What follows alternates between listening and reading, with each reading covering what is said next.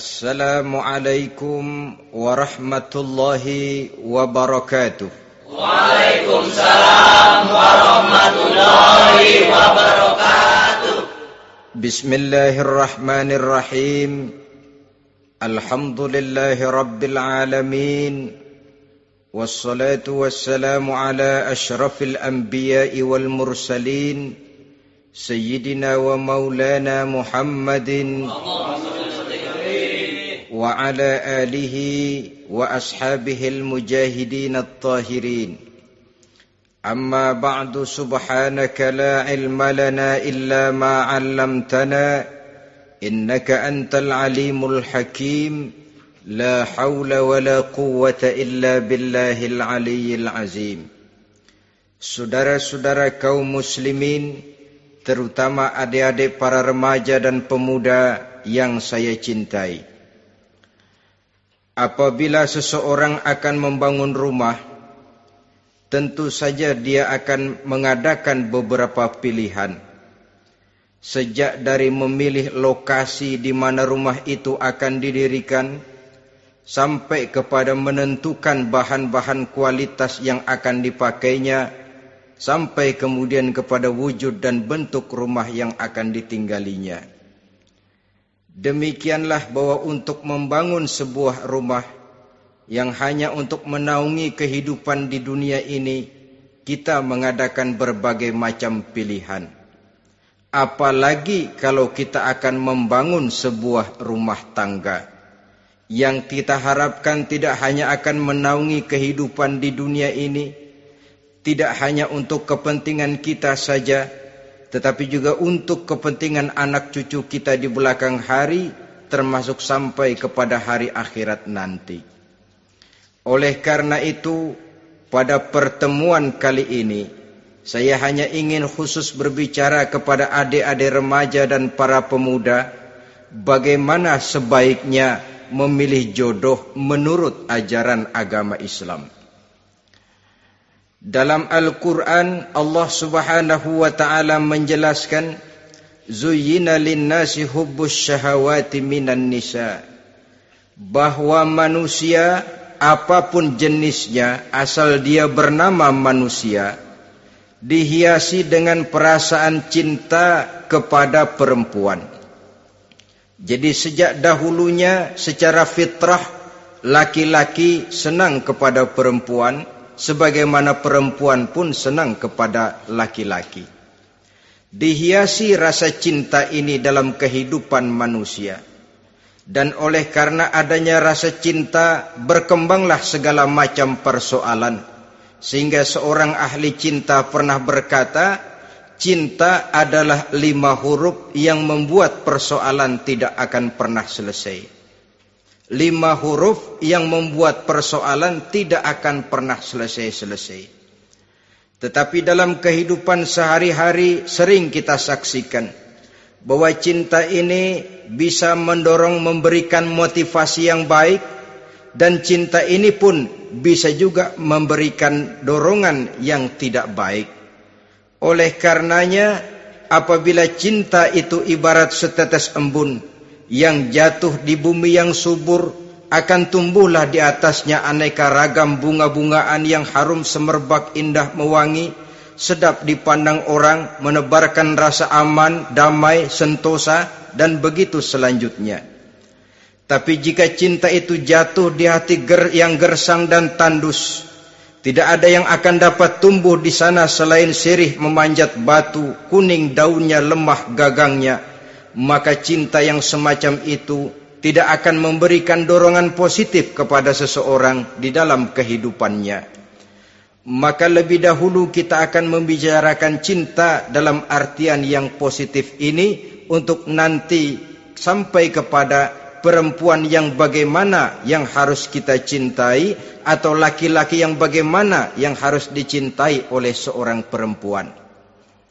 Saudara hadirin yang saya hormati, cinta dalam artian yang positif, pertama, dia selalu mendatangkan keindahan. Yang kedua, cinta itu memberikan energi atau semangat untuk berjuang. Dan yang ketiga, cinta itu selalu membawa resiko dalam bentuk pengorbanan. Maka cinta yang positif pertama melahirkan keindahan. Disinilah orang memerlukan filter atau saringan. Sebab keindahan yang didasarkan karena cinta itu merupakan satu keindahan yang relatif saja. Boleh jadi karena indah orang jadi cinta, boleh juga jadi karena cinta segala sesuatu terasa jadi indah. Namun bagaimanapun juga, kalau hati sudah diliputi oleh rasa cinta, segalanya akan terasa menjadi indah. Cinta itu adalah keindahan. Yang kedua, cinta itu energi, melahirkan dorongan dan semangat. Yang lemah bisa menjadi kuat, yang takut bisa menjadi berani, yang jauh jadi terasa dekat. Itu semua karena dorongan cinta. Dan dari energi ini lahirlah yang ketiga, bahwa cinta adalah pengorbanan. Sehingga orang berkata, berani bercinta artinya harus berani berkorban. Takut berkorban, jangan bercinta. Kalau cinta ini kita salurkan kepada nilai-nilai agama umpamanya, yang pertama, cinta mendatangkan keindahan.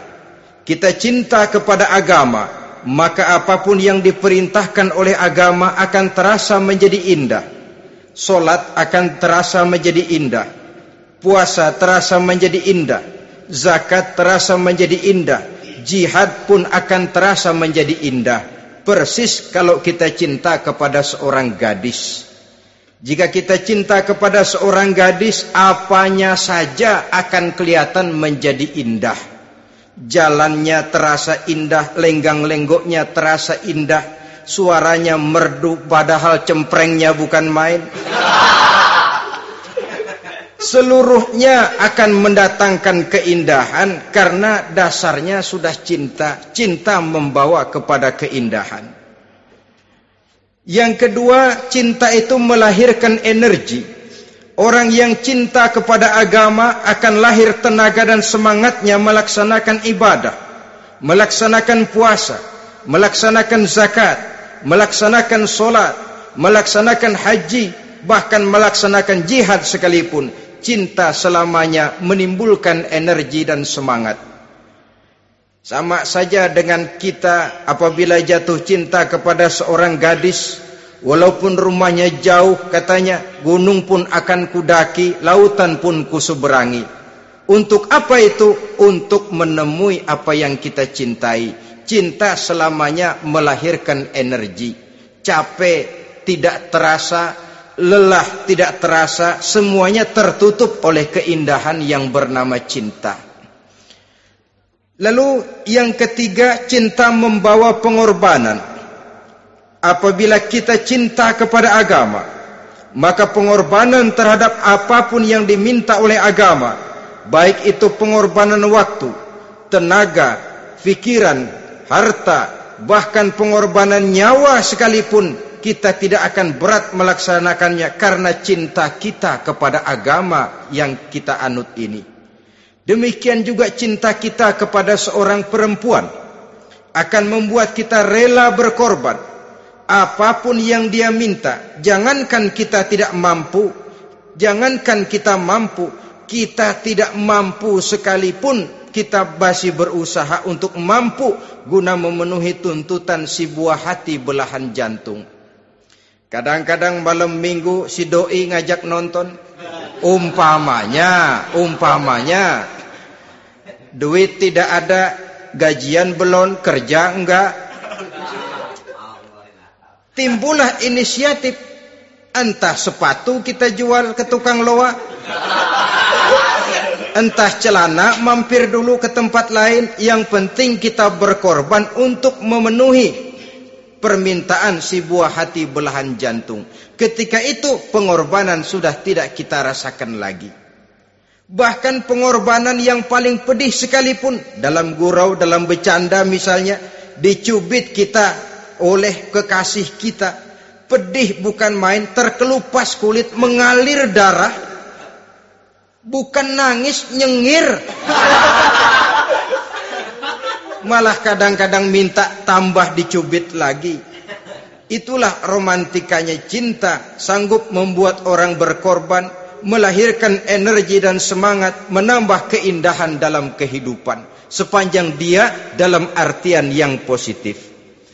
Kalau demikian masalahnya, di dunia yang penuh dengan perbenturan nilai sekarang ini, orang sering salah jalan bagaimana memilih jodoh untuk membangun rumah tangga yang bahagia. Jangan lupa bahwa membangun rumah tangga ini bukan hanya untuk 1-2 bulan, bukan hanya untuk 1-2 tahun, bahkan bukan cuma untuk kehidupan dunia, lebih daripada itu pun untuk menunjang kebahagiaan di akhirat. Oleh karenanya, memilih jodoh bukan satu hal yang mudah, bukan satu hal yang bisa dilaksanakan sambil lalu, tetapi memerlukan penelitian, memerlukan pengamatan yang mendalam. Apa petunjuk agama tentang itu? Dengan kata lain, bagaimana seharusnya seseorang memilih jodoh dalam kehidupannya? Ini tentu saja sumbangan moral buat adik-adik remaja dan para pemuda yang lagi kebingungan memilih jodoh, atau barangkali buat bapak-bapak yang kepengen nambah lagi.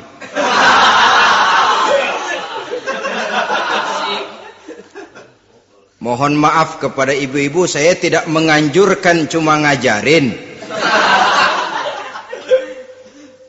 Yang pertama, menurut Nabi, nikahilah perempuan itu karena rupanya, karena hartanya, karena keturunannya, dan karena agamanya. Ada 4 motif utama di sini. Pertama, memilih jodoh, lihatlah rupanya. Lagian siapa yang kepengen dapat jodoh rupanya enggak karu-karuan? Cari rupa yang cantik, indah, dan menawan. Namun jangan lupa, saya katakan di zaman di mana sering terjadi benturan nilai seperti sekarang ini, orang sulit untuk mendapatkan keaslian. Di mana teknologi sudah sedemikian canggih, di mana ilmu kedokteran sudah sedemikian maju, maka berbagai macam rupa bisa dibentuk dengan apa yang dinamakan operasi plastik misalnya. Yang pesek bisa dibikin mancung, kuping yang kelebaran bisa dibikin sedang, pipi yang kembung sebelah bisa dibikin rata, janggut yang tidak menarik bisa dibikin lebah bergantung katanya. Oleh karena itu, kalau pilihan hanya tertuju kepada rupa yang cantik saja semata-mata, kita sudah melakukan satu kesalahan yang sangat besar. Sebab apa? Diperingatkan oleh Nabi melalui hadis Ibnu Majah, Bazar dan Baihaqi dari Ibnu Umar. Janganlah kamu kawini seorang perempuan karena kecantikannya, sebab kecantikan boleh jadi akan mencelakakan. Jangan juga kamu kawini perempuan karena hartanya, sebab kekayaan biasanya akan mendatangkan kesombongan. Tetapi kawinilah karena agama dan akhlaknya, karena itulah yang akan membawa kepada kebahagiaan. Saudara-saudara kaum muslimin, terutama adik-adik remaja dan para pemuda, dikala usia puber, apalagi mata baru terbuka, awal balik namanya, remaja sering kehilangan filter. Pokoknya asal ngelihat rupa yang sudah lemot, denok, geboy, pikiran pun hanyut, malam terkenang, siang terbayang, tidur tak nyenyak, makan tak enak katanya, selalu terbayang wajah si doi. Dikala itu orang kehilangan pertimbangan bahwa rupa yang cantik kadang-kadang sering menipu. Diriwayatkan oleh Imam Ibnu Abbas, satu hari ketika sedang kumpul dengan para sahabat, lewatlah orang dengan potongan potongan orang kaya. Kelihatan kan, orang kaya sama orang miskin jalannya aja lain kan. Jalannya saja, jangan gaya hidupnya, jalannya saja lain. Liwat dia, Rasul bertanya kepada seorang sahabat, menurut pendapatmu bagaimana orang yang lewat itu? Kata sahabat, yang lewat ini ya Rasul, kalau dia meminang perempuan pasti diterima. Kalau dia menolong orang pasti berhasil. Kalau dia ngomong pasti didengerin. Kenapa? Orang kaya. Orang kaya ya Rasul. Kalau dia minang, perempuan mana yang kagak bisa menerima kalau dipinang oleh orang kaya? Biar mukanya udah belipet kayak dompet tanggung bulan. Kalau memang duitnya banyak, nggak kelihatan tuh muka yang belipet. Yang kelihatan duit. Kalau dia nolong orang, pasti berhasil apa yang dia tolong itu. Kalau dia ngomong, pasti didengerin orang. Walaupun omongannya biasa-biasa saja. Kenapa? Orang lihat penampilannya. Sudah, ketika orang itu lewat, beberapa lama kemudian lewat lagi seseorang yang kelihatannya miskin. Rasul tanya lagi, kalau orang ini, bagaimana pendapat kamu? Wah, potongan begini sih Rasul. Kalau dia minang, orang tolak. Siapa yang mau kawin sama kere begini? Kalau dia nolong orang, pasti nggak berhasil. Kalau dia ngomong, kagak bakalan ada yang mau dengerin. Siapa yang mau dengerin orang susah ngomong? Setelah orang itu lewat, apa kata Rasul? Orang yang terakhir, yang lewat ini, yang barusan lewat, jauh lebih baik dari yang pertama yang lewat tadi. Jauh lebih baik. Maksud dari ucapan ini, Rasul sebenarnya mendidik para sahabat jangan tertipu oleh penampilan. Sebab penampilan tidak selamanya mencerminkan keaslian. Apalagi di zaman sekarang, salon di mana-mana bejibun. Alis mata bisa dibikin, pipi bisa dicat. Yang pinggir kuning, yang tengah merah, di sebelah merah ada yang kehitam-hitaman, persis orang kepentok tiang listrik.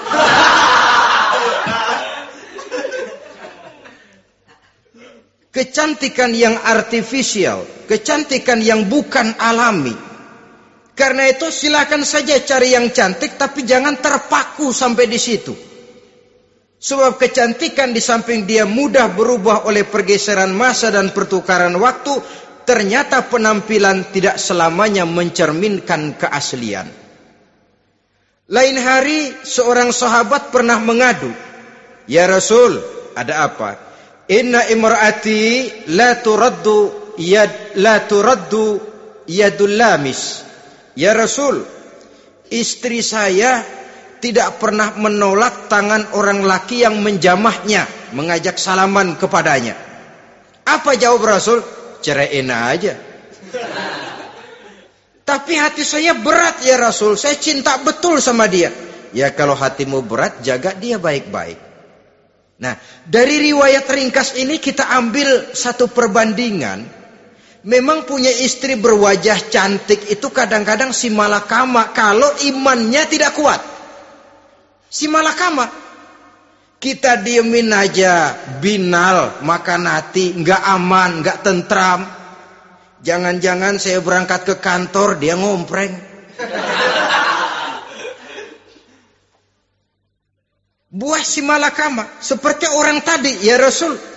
Istri saya kelihatannya, sebenarnya nggak negatif maksudnya ini, cuma bersalaman, tapi terlalu ngobrol.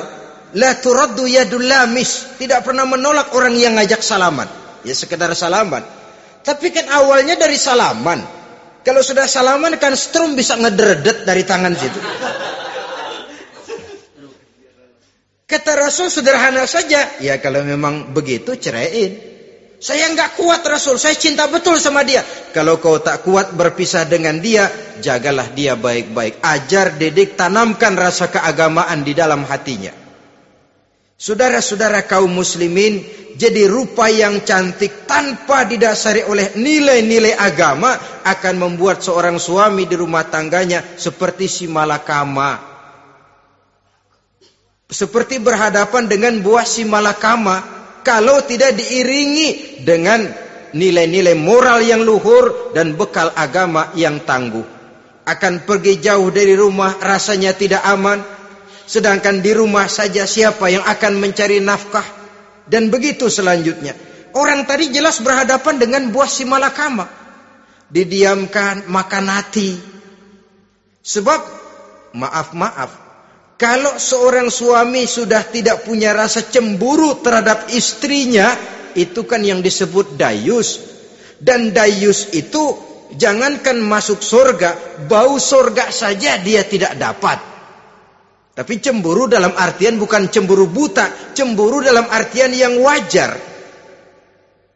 Dia cemburu, akan dikerasi takut kalau istrinya minta cerai, sedangkan dia cintanya sudah kadung medok bener. Si malakama jadinya. Nah, ini juga satu riwayat yang memberikan gambaran kepada kita. Pilihan, silakan cari rupa yang cantik saja. Cari yang cantik. Tapi kalau itu dijadikan motif utama tanpa dasar-dasar agama, saya khawatir nanti rumah tangga kita akan berhadapan dengan buah si malakama. Jadi adik-adik remaja, usaha, ikhtiar, cari yang cantik, yang kira-kira nggak membosenin, supaya kita betah tinggal di rumah, supaya kita merasa ada tempat berbagi rasa, ada tempat kita bernaung. Sebab kalau nyari bini sebini-bininya mah, ya jodoh di tangan Tuhan, kagak usah nyari juga ntar datang diri, umpamanya. Iya, kalau yang datang peot. Orang harus berusaha, walaupun pada akhirnya jodoh toh memang ditentukan Allah. Kan 3 hal yang kita tidak bisa menentukan itu katanya. Maut, rezeki, jodoh. Itu yang masuk mysterious problem.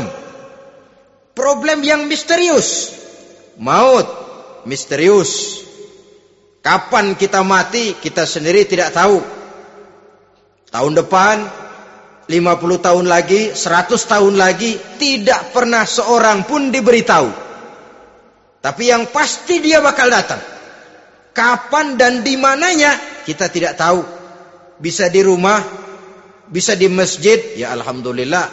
Bisa di majelis taklim, syukur. Bisa di medan perang membela agama, bagus.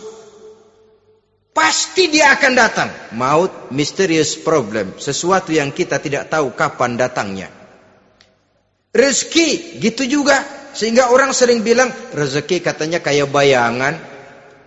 Kita uber-uber, dia lari. Kita diam, dia mah diam. Setengah mati kita uber-uber.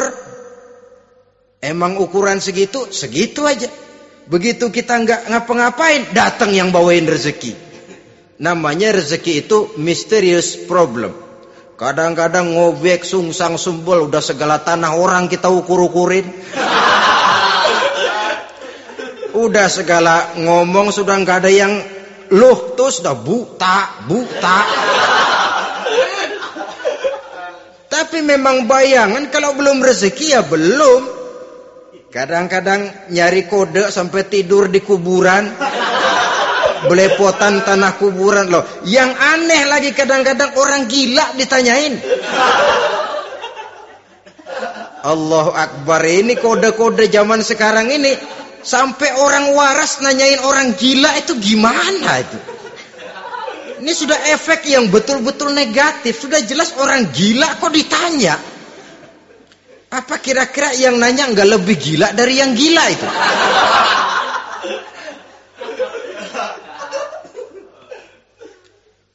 Saudara-saudara kaum muslimin, terutama adik-adik remaja dan para pemuda, jadi silakan saja cari rupa yang cantik, karena dia akan jadi tautan hati, buah hati belahan jantung, tempat kita berbagi rasa, tempat kita pulang dan tinggal di rumah tangga kita. Tapi hendaknya kecantikan rupa itu diiringi juga dengan kecantikan budi. Karena itu cari rupa yang cantik. Ini pilihan utama. Yang kedua, kata Nabi, harta, cari yang kaya. Tetapi jangan lupa, jangan dijadikan pilihan utama. Karena kekayaan sering mendatangkan kesombongan. Apalagi kalau seorang pemuda mendapat istri orang kaya. hidupnya dimodali oleh istrinya, maka biasanya wibawanya sebagai seorang suami akan hilang. Akhirnya komando di tangan istri. Dikala itulah suami tidak lebih daripada prajurit yang taat kepada komando istrinya. Padahal menurut konsep Quran, ar-rijalu qawwamuna 'alan nisa, laki-laki diciptakan sebagai pembimbing bagi perempuan. Kalau nanti suatu saat terjadi benturan, sedangkan modal diberikan oleh istri, terjadilah pengungkitan. Kata istrinya apa? Lu jangan bertingkah, lu kan kawin sama gue, modal lu kolor doang.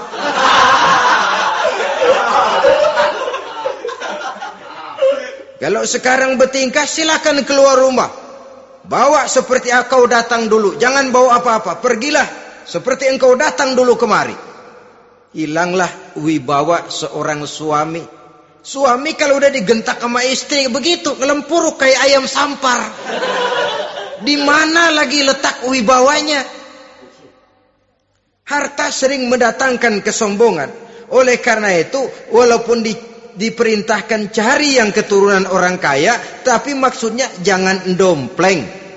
Sebab kepribadian seorang suami akan ditentukan oleh sifatnya sendiri. Keberadaannya ditentukan oleh karya dan perbuatannya sendiri.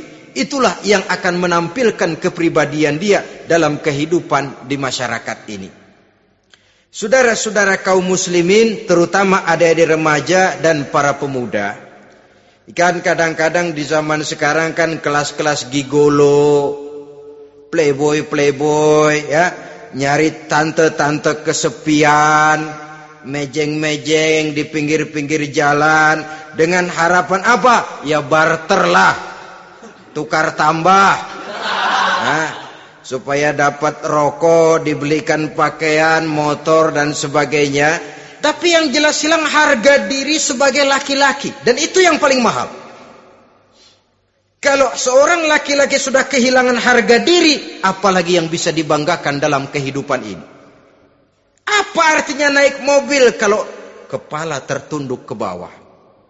Apa artinya jalan di tengah masyarakat kalau kita tidak bisa menengadah dengan satu kebanggaan? Hilangnya harga diri merupakan kehancuran awal dari sebuah pribadi yang untuk jangka panjang kita tidak akan bisa lagi berbuat banyak. Tanpa harta orang memang sulit untuk bahagia, tapi harta semata-mata bukan merupakan jaminan bahwa orang lantas akan bahagia. Saya barangkali harus berkata, banyak orang miskin yang kaya, tapi tidak sedikit orang kaya yang miskin. Saya ulangi ini. Banyak orang miskin yang kaya, tetapi tidak sedikit orang kaya yang miskin. Nah, bagaimana pengertiannya? Orang miskin yang kaya, materinya sederhana, peralatan rumah tangganya sederhana, tapi hatinya kaya. Oleh karena hatinya kaya, jiwanya lapang. Sebaliknya, orang kaya yang miskin, di tengah kelimpahan materi yang berlimpah, segalanya serba ada, hatinya yang miskin. Kelimpahan materi tidak akan sanggup mengobati kemiskinan hatinya. Sehingga di tengah kehidupan yang serba ada, dia masih merasa kurang, maka dia tidak pernah cukup.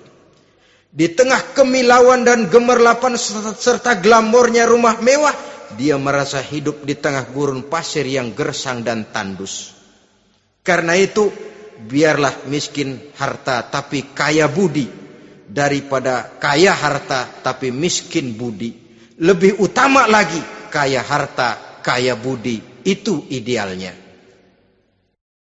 Dasar pilihan ketiga sesudah rupa dan harta menurut Nabi, keluarga. Faktor keturunan sangat menentukan. Pepatah mengatakan, buah apel akan jatuh tidak terlalu jauh dari pohonnya. Biasanya kalau bapak kalong, anak kampret. Bapak nyolong, anak nyopet. Itu fotokopi. Saudara-saudara, sungguh pun demikian, faktor keluarga bukan merupakan yang paling dominan. Karena segalanya memang bergantung kepada hidayah dari Allah Subhanahu wa ta'ala. Kalau hidayah datang, bisa saja anak maling bisa jadi kiai. Kalau hidayah datang, bisa saja anak Nabi malah ikut bersama orang-orang kafir. Pada akhirnya orang mau besar atau tidak, bukan dengan jalan menyempeng kepada keturunan orang lain, tapi ditentukan oleh kepribadian dirinya sendiri. Tidak bisa kita menjadi besar dengan menyebut kebesaran orang lain. Itu sebabnya dicontohkan oleh Imam Ali pada saat beliau berkata, "Laisal fata may yaqulu kana abi, walakinnal fata may yaquluha anadha." Anak muda yang gentleman adalah anak muda yang berani berkata, "Inilah saya." Bukan anak muda yang membanggakan leluhurnya. Ini kan zaman sekarang ini lagi ngetop-ngetopnya lagu-lagu cengeng katanya dah. Sebenarnya menurut saya bukan cuma lagu cengeng yang jadi masalah. Lagu cengeng cuma satu efek dari sikap yang lebih utama dari itu, yaitu mental cengeng. Kalau mental sudah cengeng, apapun yang kita lakukan akan jadi cengeng. Tidak cuma lagu, kebudayaan yang lahir akan kebudayaan cengeng. Jadi pengusaha cengeng. Jadi pejabat cengeng. Jadi kiai cengeng. Kenapa? Mental cengeng. Di antara mental cengeng itu apa? Mengandalkan fasilitas atasan. Kalau tidak ada fasilitas dari atas, lantas tidak bisa berbuat apa-apa. Cengeng. Menjadi besar bukan karena karier pribadi, tapi karena nasib katrolan. Itu pun termasuk mental cengeng. Sedikit gagal, bagaimana sedikit jalan buntu, sedikit deadlock, lu ngapain lu melulu? Saudara hadirin yang saya hormati, jadi lebih penting dari sekedar lagu-lagu cengeng, saya malah lebih suka bicara mental cengeng ini. Mental yang cepat putus asa. Mental yang tidak mau mengeluarkan usaha maksimal. Mental yang hanya mengandalkan fasilitas. Sedangkan pribadinya tidak lebih daripada pribadi sumuhun dawuh, pribadi kulo nuwun, pribadi kumaha juragan wae, pribadi oke bos, pribadi asal bapak senang. Bukankah itu semua merupakan cermin dari mental-mental yang cengeng, yang untuk jangka panjang tidak akan pernah menguntungkan daripada pembangunan bangsa dan negara yang kita cintai ini. Seseorang mau besar atau tidak, bukan dengan jalan menyempeng kepada kebesaran orang lain. Bahkan Syauqi dalam sebaik syairnya yang lebih tegas mengatakan, "Wa syarrun nasi zu khumulin, iza fakhartahum zakarul jaduda. Wa syarrun nasi wa khairun nasi zu syarafin qadimin, aqama li nafsihi syarafan jadida." Generasi yang paling jelek adalah generasi pemalas. Kalau kelihatan orang lain lebih hebat dari dia, disebut-sebutnya kebesaran nenek moyangnya. Dia sendiri nggak punya prestasi apa-apa. Kerjanya cuma ngandeli kerjanya cuma menggelayuti fasilitas orang tuanya. Tanpa itu dia tidak akan punya nilai dan harga sama sekali. Ini generasi paling jelek. Kalau orang lain kelihatan lebih hebat, dia sebut nenek moyangnya. Lo sih belum apa-apa lo, baru kopral lo. Engkong gua no, komandan Hansip. Engkongnya yang disebutin. Dia sendiri tidak punya prestasi apa-apa. Jadi silahkan saja cari gadis dari keturunan keluarga yang baik-baik. Tapi jangan jadikan tendensi utama, jangan dengan niat untuk menyempeng kepada kebesarannya. Tapi paling tidak dengan niat agar mudah-mudahan dari benih yang baik ini akan lahir keturunan-keturunan yang baik pada akhirnya nanti. Itu yang kita harapkan. Bukan lalu dengan pertimbangan, weh, mertua gue bos nih, kali aja begitu gue kawin dia mampus. Ini semua warisan kan jatuh kemari semua. Kalau itu niatnya sudah jelas salah. Kita mencari perempuan dengan keturunan-keturunan yang baik dengan berharap agar anak-anak kita nanti yang akan merupakan benih cucunya akan melahirkan kebaikan-kebaikan seperti leluhurnya dulu. Saudara, pilihan yang keempat kata Nabi, agama. Ini yang paling inti. Kenapa? Agama itu motivasinya moral. Di sini segalanya ditentukan. Rupa yang baik, harta yang banyak, keluarga yang luhur.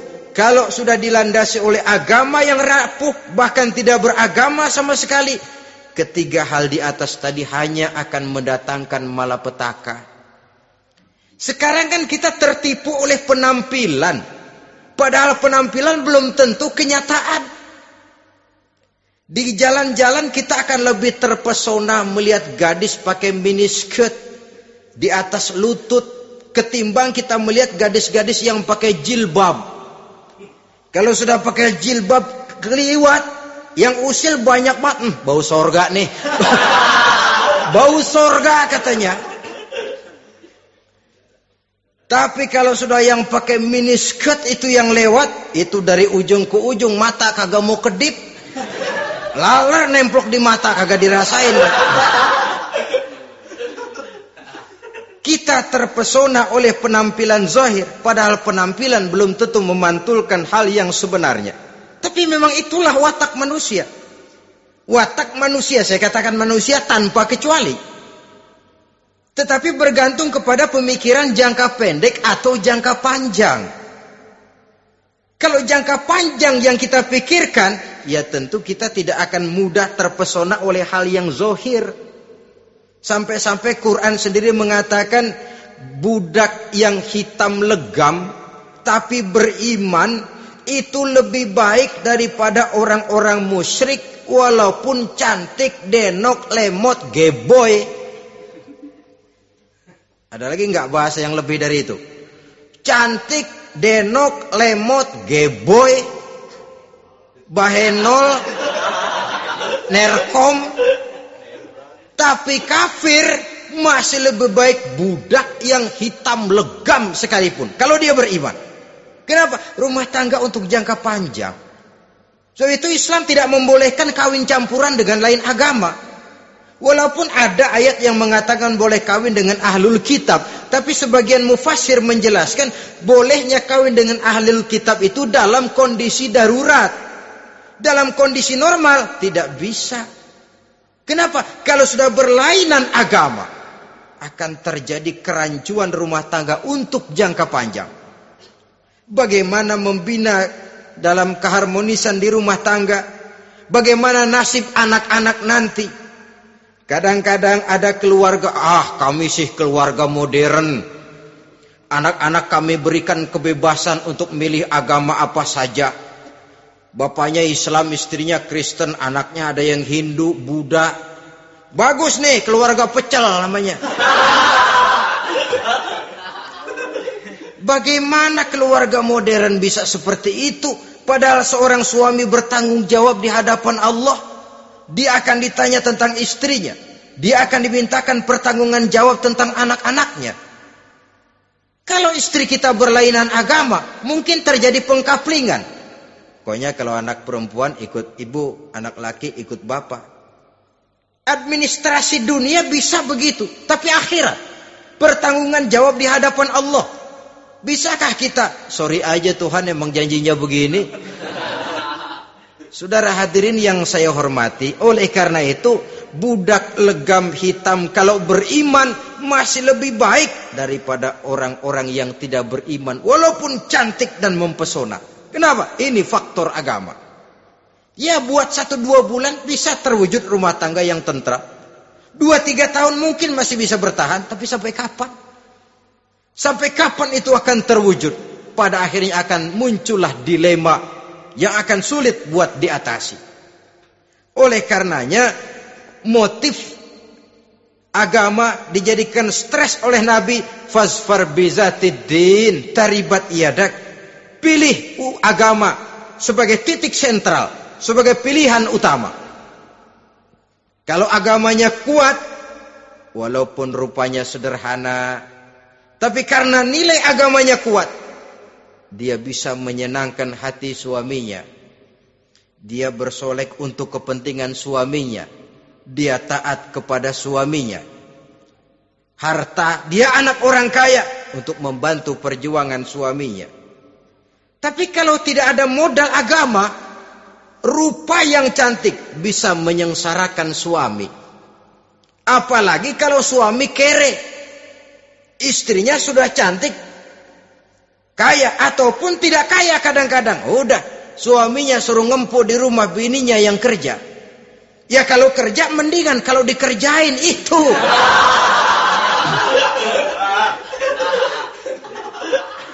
Itu yang repot. Saudara hadirin yang saya hormati, dan ini bukan satu dua kasus. Alangkah malangnya kalau sudah terkena hal seperti itu. Akhirnya seperti pengaduan sahabat kepada Rasul tadi. Mau diceraiin, cinta saya udah medok benar Rasul. Enggak diceraiin, hati saya ngebet, pegel. Si malakama akhirnya. Jadi oleh karenanya agama. Kalau dia cantik, walaupun miskin, agamanya kuat, dia bisa memelihara kehormatan diri. Dia kaya, agamanya kuat, hartanya disalurkan di jalan Allah. Karena itu, agama jadikan pilihan utama. Dan ukuran agama itu bukan cuma jilbab loh. Ya kadang-kadang ada juga yang jilbabnya nggak pernah lepas, tapi kadang-kadang akhlaknya lebih binal dari yang keribo. Ada cuma sekedar kamuflase saja, itu pun penampilan, sekedar penampilan saja. Cuma dari segi aurat ya memang lebih baik dan lebih utama, dan saya kira lebih mengundang penasaran toh. Duren kalau udah dibuka kan kelihatan isinya. Emang udah begitu. Udah. Tapi kalau masih rapat, itu yang rasanya kita pengen buka. Timbul tantangan. Gue pengen tahu isinya. Rasanya juga begitu. Sama saja dengan baju. Kalau dibungkus rapat di plastik, ditaruh di etalase, adanya di toko serba ada. Tahu kita barang mahal nih. Biar punya duit, kita mau nawar ragu-ragu, takut nggak cukup. Tapi kalau barang sudah dibuka di jalanan, diobral di pinggir jalan, murahan, 1.003 masih dicampur odol. Yang begitu sih biar nggak punya duit, kita berani banget tanya, nawar, megang lagi nyemek. Berat duit nih bang. Kenapa? Barang sudah terbuka. Jadi saudara-saudara, syukur kalau keempat-empatnya ini jodoh terkumpul dalam jodoh yang saudara cari. Sudah rupanya cantik, kaya, keturunan orang baik-baik, agamanya kuat. Nah, surga dunia tuh. Yang begitu cari. Kalau ada yang begitu, saya juga mau nambahin satu lagi.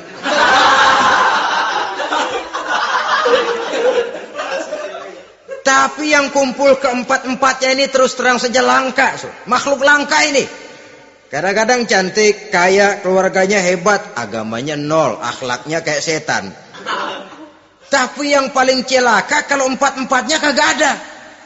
Rupanya jelek, melarat, bapaknya biang maling, kagak beragama lagi. Apanya yang mau dipilih? Mampus saja mendingan. Sudah nggak ada pilihan sama sekali tuh. Sudah nggak ada pilihan sama sekali. Saudara hadirin yang saya hormati, terutama adik-adik remaja. Nah, lalu apa motivasi agama dalam pembinaan ini apa? Agama ini kan memberikan contoh bahwa perempuan yang baik itu, yang kita ingin jadikan dia sebagai ideal dalam pencarian jodoh, tandanya 3. Iza ra'aitaha sarratka, kata Nabi. Kalau dipandang, dia bisa menggembirakan kamu. Kan ini yang penting buat seorang suami. Kalau saudara nanti jadi suami, punya istri yang jadi partner setia mendampingi suaminya. Kalau dilihat nggak bosenin. Kenapa? Dia berdandan untuk nyenangin hati suaminya. Nggak bosenin. Kan kadang-kadang ada bini kalau kita pulang demok aja fotonya.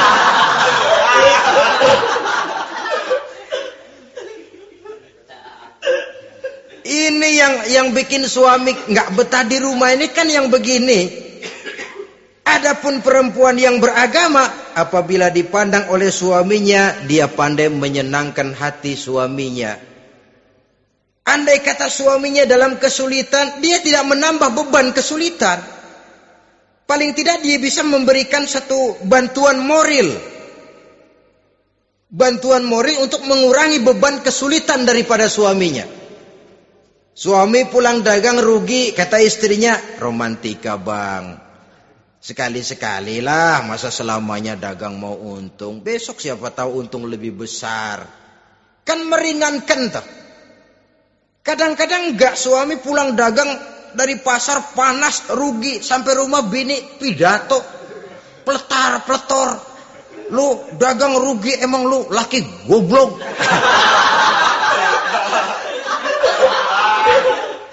Sudahlah di pasar rugi, di rumah digoblok-goblokin. Ini nanti kena penyakit broken home yang begini ini. Padahal kesuksesan di kantor, kesuksesan di pasar, kesuksesan di medan tugas selalu dimulai dari kesuksesan dan ketenangan dari rumah tangga.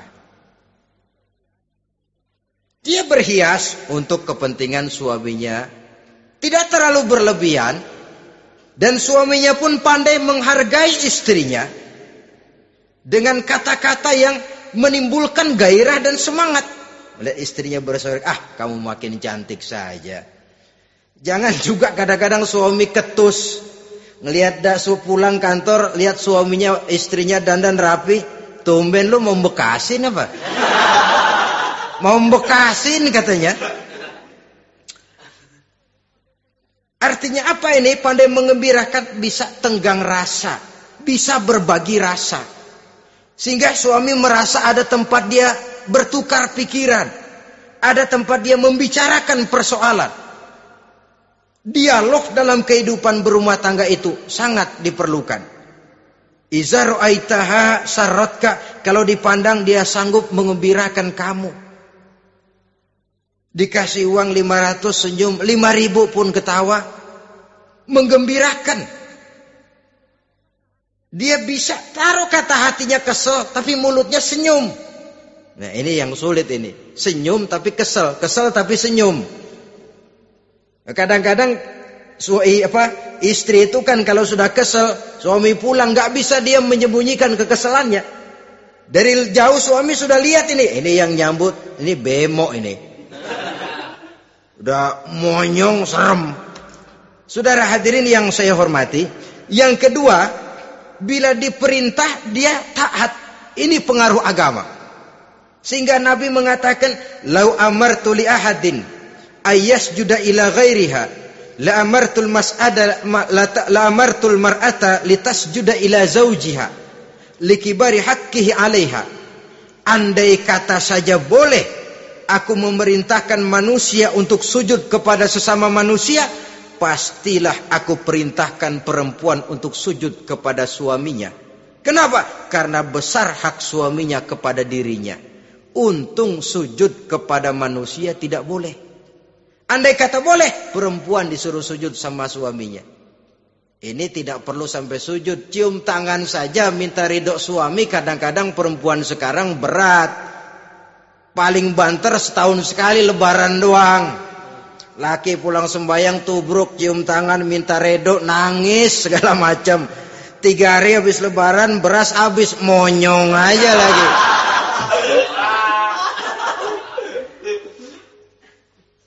Saudara hadirin yang saya hormati,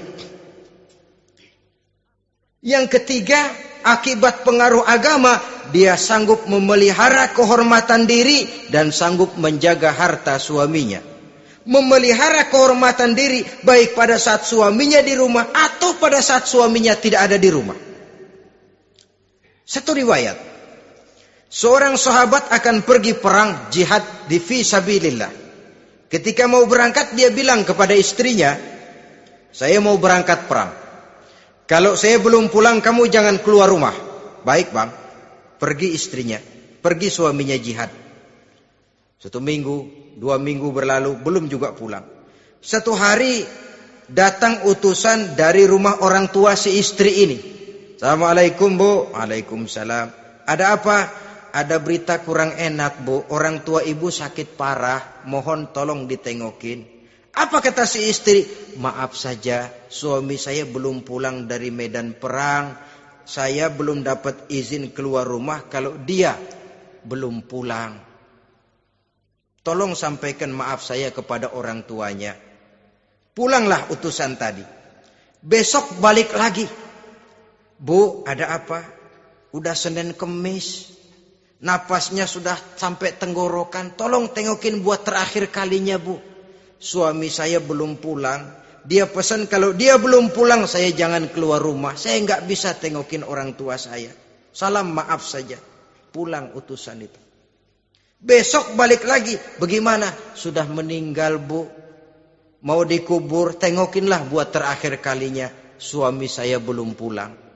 Saya belum berani keluar rumah kalau suami saya belum pulang. Itu janji saya sama suami saya. Pulanglah utusan ini ngadu kepada Rasulullah sallallahu alaihi wasallam. Ya Rasul, ini perempuan kelewatan benar. Dari orang tuanya sakit sampai sekarat, sampai mati, sampai dikuburin dia nggak nengokin. Memangnya kenapa? Suaminya katanya pergi jihad. Dan suaminya tidak mengizinkan dia keluar rumah. Kalau si suami belum pulang. Apa jawab Rasul? Marahkah beliau? Tidak, beliau senyum. Apa katanya? Dosa orang tua yang meninggal ini telah diampuni oleh Allah karena dia punya anak perempuan yang begitu taat kepada suaminya. Allahu Akbar. Dosa orang tua yang sudah meninggal itu diampuni oleh Allah karena dia punya anak perempuan yang begitu taat kepada suaminya. Ketaatannya kepada suaminya menyebabkan dosa orang tuanya diampuni oleh Allah Subhanahu wa taala. Suami pergi jihad, orang tua sakit keras, tidak berani dia keluar rumah. Itu tandanya bisa menjaga kehormatan diri. Kalaupun satu saat suaminya manggil, bu, tolong ambilin uang di dompet. Dompetnya dibawa, bang, ambil saja sendirilah, nanti salah ambil lagi saya. Kadang-kadang enggak, suaminya pergi mandi, dompet berantakan. Saudara hadirin yang saya hormati, ini motivasi agama. Jadi kecantikan zahir yang diimbangi dengan kecantikan batin oleh karena pengaruh agama tadi. Kalau sudah kemari, orang tidak perlu mikir-mikir operasi plastik, bikin yang pesek jadi mancung supaya orang tertarik, bikin belakang yang kurus jadi menarik. Tidak. Orang tidak perlu lagi pakai susuk-susukan, dipasang di bibir supaya kalau senyum orang gempor, supaya kalau ngomong orang percaya, dipakai di kuping supaya macam-macam. Tidak perlu lagi pakai jompa-jampe, pelet-peletan supaya kalau diludahin orang ngikut. Enggak perlu lagi. Kenapa? Cinta itu nature, sesuatu yang alamiah, yang tidak bisa dipaksakan. Dia kudrati, karunia dari Allah. Tidak bisa cinta dipaksakan. Kalaupun bisa, dengan ilmu pelet, oh saudara bisa membuat orang jatuh cinta, ya 2-3 hari, 4-50 hari. Kesananya, apa yang akan terjadi? Kelanggengan tidak akan pernah terwujudkan. Kenapa? Keterpaksaan yang akan timbul. Dalam kondisi semacam itu, rumah tangga tidak akan mengalami ketenangan dan ketentraman. Jadi biarkan cinta berjalan secara alamiah, karena dia memang alamiah. Saudara-saudara, nah sekarang kalau sudah ketemu nih, yang 4 tadi, rupa cantik, keturunan boleh, kaya lumayan, agama kuat. Apa yang harus kita cari? Apa yang harus kita lakukan? Apa pakai pepatah anak sekarang? Aku lihat, aku pikat, aku dapat, aku sikat, aku minggat. Bangsat.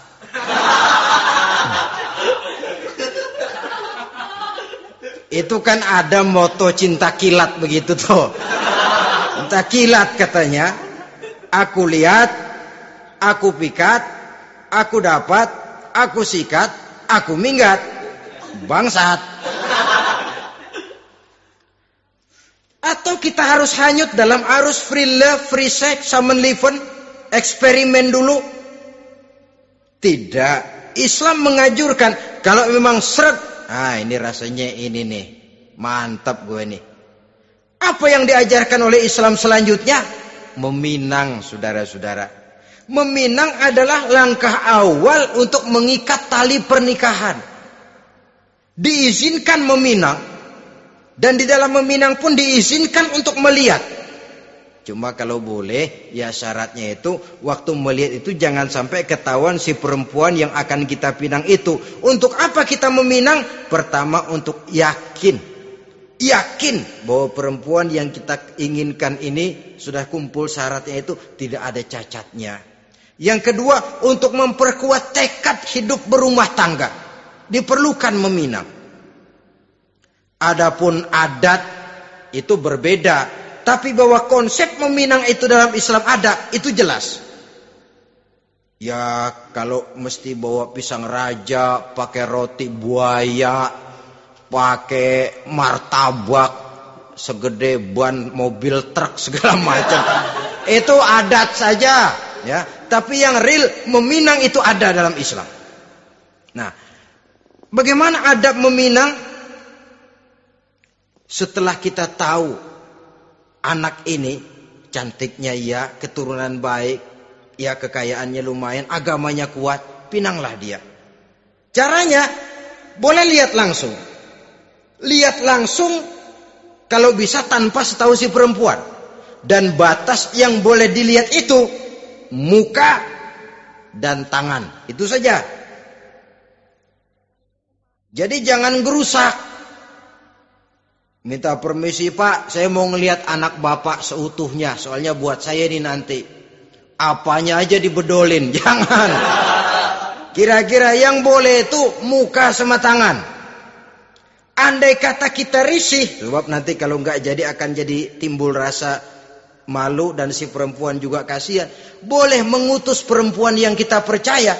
Coba kau ke sana, lihat kondisinya yang sebenarnya bagaimana. Kalau ngelihat dari jauh sih utuh, siapa tahu nanti tangannya kurang sebelah. Coba lihat sana. Saudara-saudara, kemudian boleh juga ditanyakan kepada orang tuanya. Dan dalam hal ini orang tua si gadis tidak boleh menyembunyikan aib atau cacat yang dimiliki oleh anaknya. Dia harus menceritakan apa adanya, sampai pun kekurangan anaknya yang paling kecil sekalipun. Sebab apa? Jangan sampai istilah pepatah beli kucing dalam karung. Kedengeran suaranya doang meong-meong, begitu dibuka tuh kucing gempor sebelah kakinya nggak ada. Kan tentu kita tidak kepengen kecewa di belakang hari. Itulah perlunya meminang sebagai jembatan untuk menuju kepada pernikahan. Nah, dengan demikian kalau sudah usaha meminang ini dilaksanakan, jangan merasa sudah setengah resmi. Ini yang kadang-kadang jadi penyakit. Malah sesudah meminang harus masing-masing lebih menjaga diri, menjaga kehormatan, menjaga pergaulan. Kenapa? Agar saat memasuki jenjang pernikahan nanti merupakan jenjang yang sangat ditunggu-tunggu. Ada rasa keinginan tahu. Kalau tidak, ya udah biasa, nggak giroh lagi ngadepin perkawinan. Kenapa? Kemarin-kemarin gue udah cobain. Hilang gairah lagi. Sebab itu kalau sudah meminang, jangan merasa sudah setengah halal. Udah minang ini Kadang-kadang orang tua juga konyol. Sudah dipinang, diumbar. Lu mau kemana kayaknya lu udah pinang. Padahal meminang itu cuma langkah awal. Sedangkan selanjutnya harus lebih berusaha menjaga kehormatan diri sampai pada saat nanti pelaksanaan pernikahan. Nah, saudara-saudara, terutama adik-adik remaja dan para pemuda, walaupun agak sekilas memang karena terbatasnya waktu pada pertemuan ini, mudah-mudahan bisa memberikan gambaran yang sepintas tentang bagaimana sebaiknya kita memilih jodoh di dalam membina rumah tangga yang bahagia. Semoga ada manfaatnya. Terima kasih atas segala perhatian. Mohon maaf atas segala kekurangan. Usikum wa nafsi bitaqwallah. Wassalamualaikum warahmatullahi wabarakatuh. Waalaikumsalam warahmatullahi wabarakatuh.